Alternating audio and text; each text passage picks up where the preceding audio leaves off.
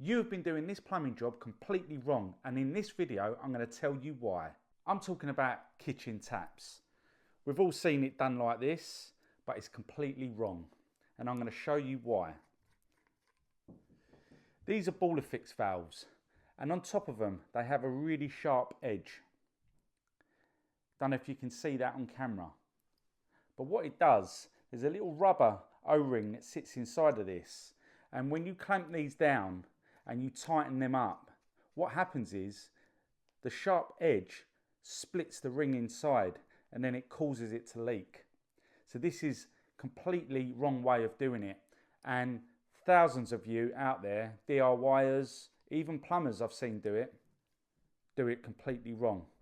Now there is a couple of ways that you can rectify this. One, you can file the top of this, so then you've got a nice flat surface. That way it will not pierce into the actual rubber itself, and it will go on there nice and tightly and form a nice tight seal. Now, the way I feel as though it should be done is like this. Now, you've probably seen one of these before. It's actually a radiator towel. Comes out the side of the radiator and you connect your valve up to the end of it.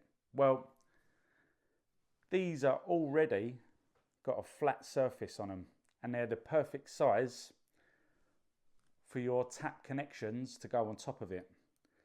So if you've got a Ball-O-Fix valve in there already, simply with a nut and a washer, pop it on top, just like so.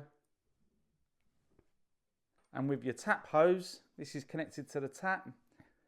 This goes straight on top.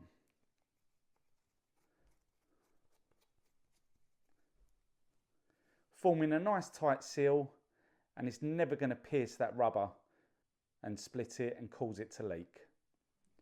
So that is the best way I find of connecting up a kitchen tap hose connection to a Ball-O-Fix valve. So you can buy proper tap connections for these, but I find that I've got loads of these lying around in the van and they're the perfect thing for the job. But you can buy special ones that actually go into these and do the same job.